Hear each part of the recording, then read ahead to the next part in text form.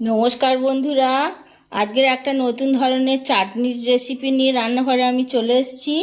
তো চাটনিটা হলো দেশি লাউ আর কামরাঙা দিয়ে একটা চাটনি করব। তো তার জন্য আমার একটু দেশি লাউ নিয়েছি এক টুকরো, একটা কামরাঙা আছে এইরকম কামরাঙা, আর দুটো কামরাঙা আছে, চিনি আছে, কিছুটা কিশমিশ আছে, আর ফোড়নের জন্য 5 ফোড়ন আর দুটো শুকনো লঙ্কা নিয়েছি, আর দুটো কাঁচা তেঁতুল আছে, আর একটা এতটা লাগবে না, এর থেকে আম আদা আছে আমার। তো প্রথমে আমি লাউটা সরু সরু করে বঁটি দিয়ে কেটে নেব, আর এই কামরাঙাটা আমি এরকম গ্রেটারের সাহায্যে গ্রেট করে নিই, আর এই কাঁচা তেঁতুলটা আমি একটু সিদ্ধ করে নেব, নিয়ে তারপরে আমি রান্নায় আসছি। বন্ধুরা, লাউ আমি কেটে নিয়েছি এইরকম সরু সরু করে, আর কামরাঙাটা আমি গ্রেটারের সাহায্যে গ্রেট করে নিয়েছি, এইরকম হয়েছে। আর আম আদাটাও গ্রেট করে নিয়েছি এরকম সরু সরু করে। তো এবারে আমি রান্নাটা করছি। উনুনে কড়াই বসিয়ে দিয়েছি, কড়াই গরম হয়ে গেছে, এতে সর্ষের তেল দিয়ে দিচ্ছি খুব সামান্য।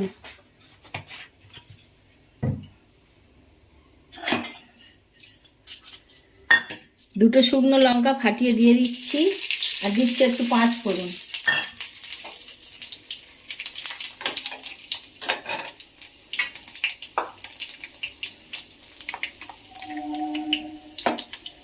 এই কোরানো লাউগুলো দিয়ে দিলাম।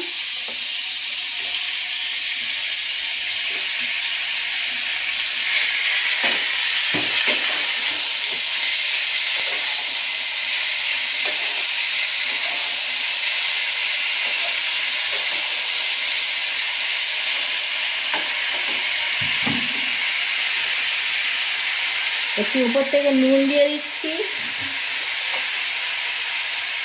দিচ্ছি একটু হলুদ। নুন আর হলুদ দিয়ে আমি একটু চাপা দিয়ে দিচ্ছি, এর থেকেই জল বেরোবে।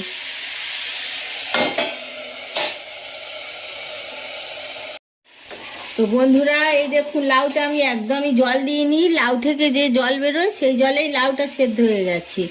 এবার আমি এর মধ্যে দিয়ে দেব এই যে কামরাঙা আমি গ্রেট করে রেখেছিলাম, সেই কামরাঙাটা দিয়ে দিচ্ছি।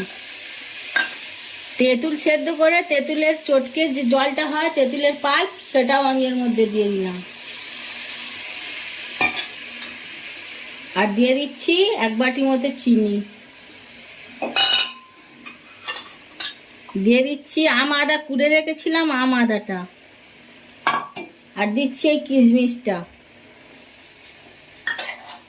এবারে এগুলো সব একটু ফুটলে আর আমি নামিয়ে রাখবো, তারপরে আবার দেখাচ্ছি। তো এই রকম সাধারণ জিনিস দিয়ে একটা অসাধারণ রান্না আপনাদের সঙ্গে শেয়ার করলাম। কেমন লাগে আপনারাও করে খেয়ে বলবেন।